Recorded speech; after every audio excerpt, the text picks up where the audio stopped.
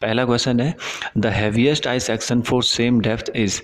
सो अगर डेप्थ एक जैसी हो तो Indian standard heavy beam heaviest माना जाएगा।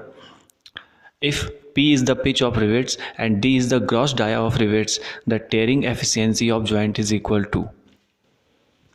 मैक्सिमम एफिशिएंसी की बात कर रहा है, इसका फॉर्मूला होता है P minus D upon P, और जो बेसिक फार्मूला होता है एफिशिएंसी का वो होता है स्ट्रेंथ ऑफ जॉइंट और स्ट्रेंथ ऑफ प्लेट का ratio.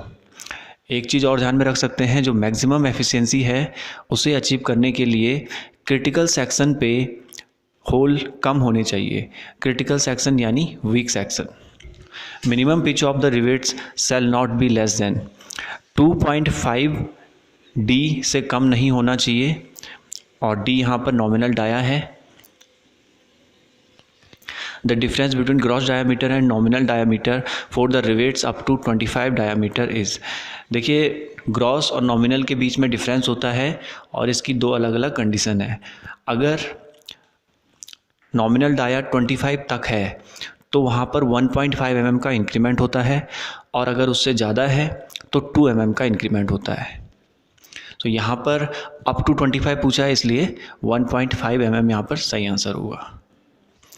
If the thickness of plate to be connected by a rivet is 16 mm, then suitable size of rivet as per Unwin's formula will be।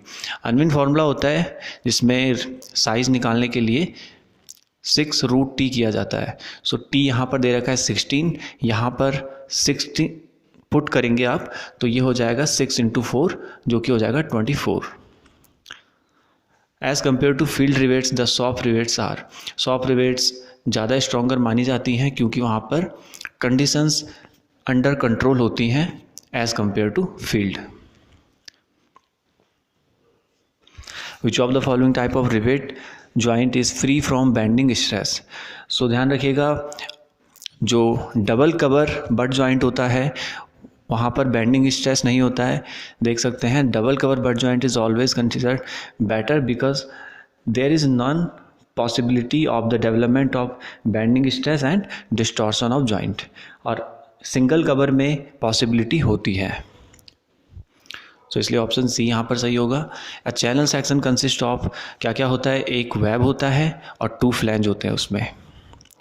In a double riveted lap joint, the pitch is taken as 70 center to center and the nominal diameter of rivets is 22 mm. Find the maximum efficiency of the joint।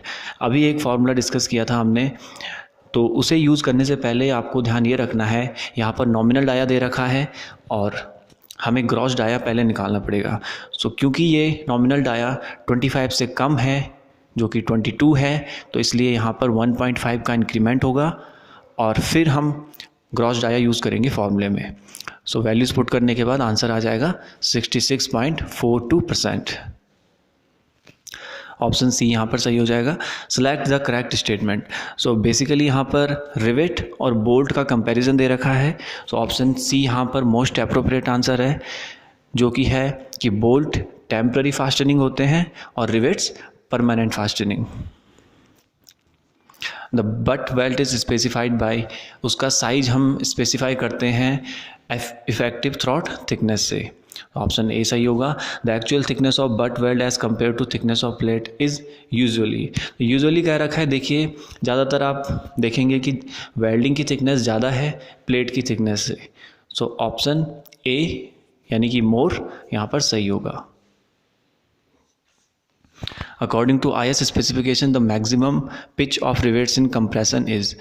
Compression tension अलग अलग होता है। सो compression के लिए होता है 12T और 200 mm, इनमें से जो भी कम होता है। इसी तरह से टेंशन में 16T और 200 mm होता है। और एक दूसरा केस है 2 एडजेसेंट रिवेट्स के लिए, वहाँ पर 32T और 300 mm में जो कम हो। T यहाँ पर थिनर प्लेट की थिकनेस होती है। तो कंप्रेशन के लिए यहाँ पर पूछा है तो ऑप्शन ए सही होगा, 200 mm 12T। In the cross section of weld throat is a minimum dimension होती है। Option A. If the thickness of thinnest plate is 10 mm then the maximum pitch of rivets in tension will be taken as.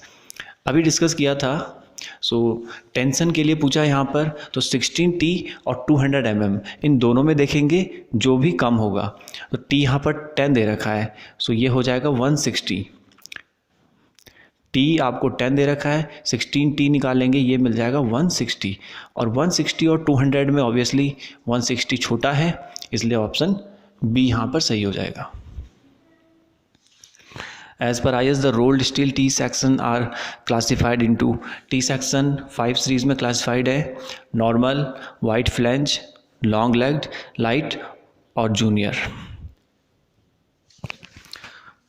Net area of double angle connected on both side of a gusset plate is, देखिए both side की बात कर रहा है, इसलिए यहाँ पर option सही नहीं है कोई भी, ऑप्शन डी यानी कि सही होगा, none of these। और डबल जब साइड की बात करता है तो वहाँ पर ग्रॉस एरिया में से रिवेट्स का डिडक्शन लेस करते हैं, और जो ऑप्शन बी है वो सिंगल एंगल और पेयर ऑफ एंगल दोनों केस के लिए सही होगा। फ़र्क ये है कि के की वैल्यू बदल जाती है दोनों केसेस में। Junction between the flange and web of a beam, flat बोलते हैं, यहाँ पर देख सकते हैं ये वेब है वर्टिकल में और ये फ्लैंज है, तो ये वाला जो पोर्शन है ये फ्लैट कहलाएगा, नीचे देख सकते हैं आप यहाँ पर।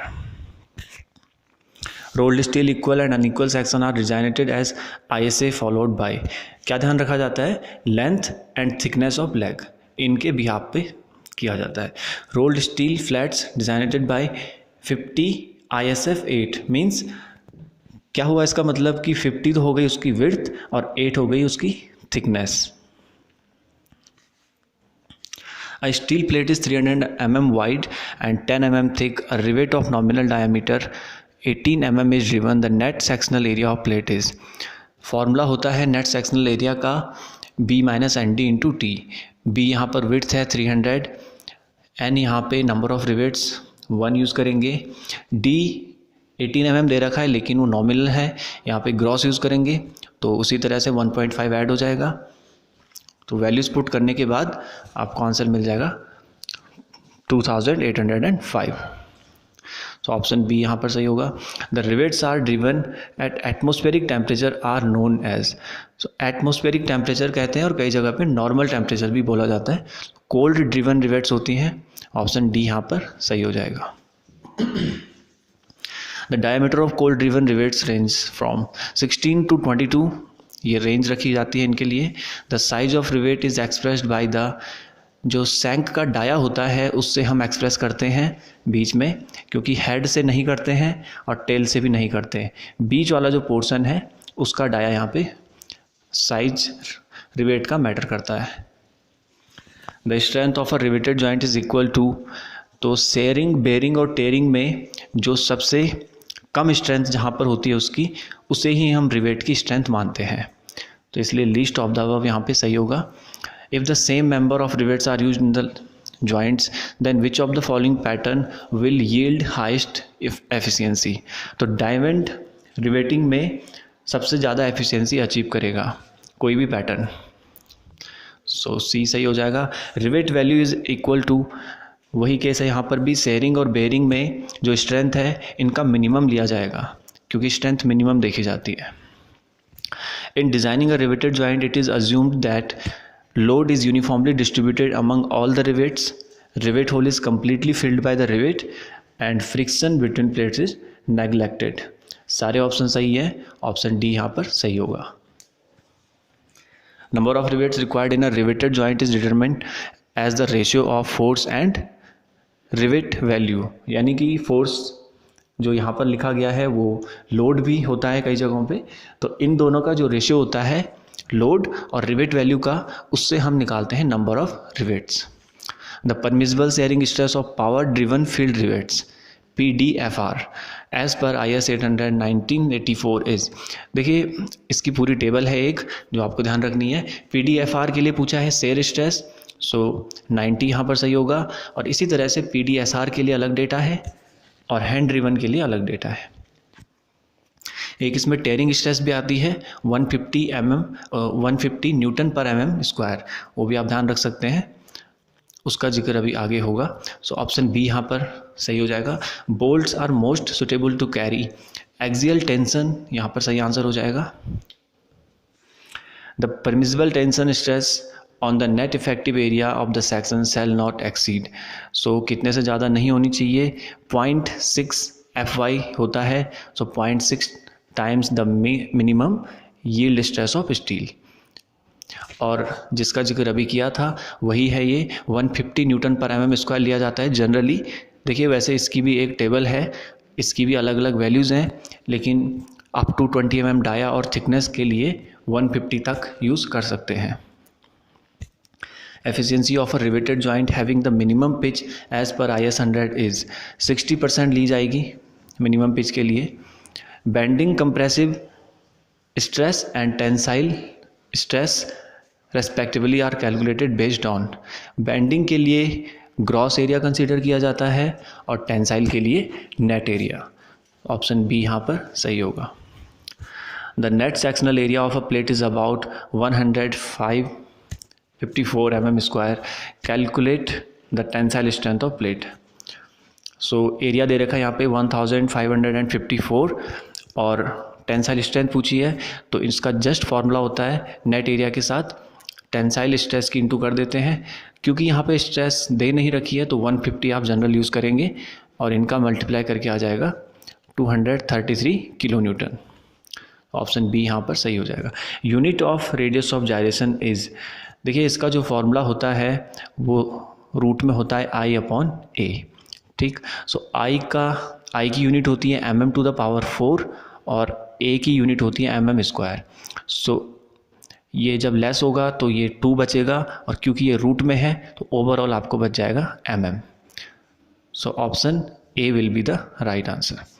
और सिलेंडरनेस रेशियो की यूनिट भी पूछ लेता है कभी कभी, सो नो यूनिट होता है वहाँ पर क्योंकि वो दो सेम चीज़ों का रेशियो होता है। Maximum slenderness ratio of a compression member carrying compressive loads resulting dead load and superimposed load should not exceed 180 होगा इस कंडीशन में। इस टेबल में देख सकते हैं जो पहला पॉइंट है, और इसी तरह से बाकी विंड और अर्थक्वेक फोर्सेस के लिए 250 हो जाता है, और टेंशन मेंबर का जब केस आता है तो ये 350 हो जाता है। The sectional area of a strut is given by, किससे होता है, उसी के इफेक्टिव क्रॉस सेक्शनल एरिया से। The permissible stress in axial compression depends upon, किस पे डिपेंड करती है, सिलेंडरनेस रेशियो पे direct. Which of the following IS code is used for design of steel structure, IS 800 1984 ये डिज़ाइन के लिए use किया जाता है। The density of steel used in structural members should be, steel की डेंसिटी है, काफ़ी कॉमन क्वेश्चन है, सो आप ध्यान रखिए 7850 किलोग्राम पर मीटर क्यूब, क्योंकि यूनिट्स चेंज होके आ जाती हैं। और ऑप्शन सी तो सही होगा ही, एज वेल एज सारे ऑप्शन सही है यहाँ पर। और किलोग्राम से न्यूटन जब कन्वर्ट करते हैं तो 10 की इंटू होती है, तो उस बिहाफ में बी ऑप्शन सही हो जाएगा। और बाकी जो ए ऑप्शन है इस तरह के आप खुद निकाल के देख सकते हैं। कहने का तात्पर्य है कि आप मेन जो डेटा है उसको याद रखिए। The dead load includes self weight of the structure, structure का जो अपना वेट है वो डेड लोड में आता है। A fillet weld is known as a standard fillet weld when its cross section is, fillet weld का जब क्रॉस सेक्शन एक आइसोसेलेस ट्रायंगल बनता है, वो भी कैसा, 45 डिग्री वाला, तब वो स्टैंडर्ड माना जाता है। ये एंगल 45 में आ गए दोनों और ये ऑटोमेटिकली 90 में आ जाता है। सो ऑप्शन सी यहाँ पर सही होगा, 45 degree isosceles triangle. Intermediate butt welds are used to resist, shear stress को रजिस्ट करने के लिए यूज़ करते हैं इन्हें, as well as intermediate fillet weld को भी। The effective length of a fillet weld should not be less than 4 times of the size of weld, उसके 4 गुने से कम नहीं होना चाहिए। और जो इफेक्टिव लेंथ होती है वो ओवरऑल लेंथ में से वेल्ड साइज का 2 गुना घटा के निकाला जाता है। If the thickness of the thicker member is 30 mm then minimum size of fillet weld, इसके लिए एक प्रॉपर टेबल है, यानी कि थिकर मेंबर की थिकनेस के बिहाफ में फिलेट वेल्ड की साइज़ डिटरमाइन होता है। सो अप टू 10 mm के लिए 3, 10 to 20 के लिए 5, 22 से 32 के लिए 6 और 32 से 50 के लिए 8 लिया जाता है और मैक्सिमम लिमिट 10 होती है। यहाँ पे 30 mm की बात कर रहा है, इसलिए 6 mm हमारा सही आंसर हो जाएगा। Which of the following is not a compression member? Tie is a tension member, so option B सही होगा।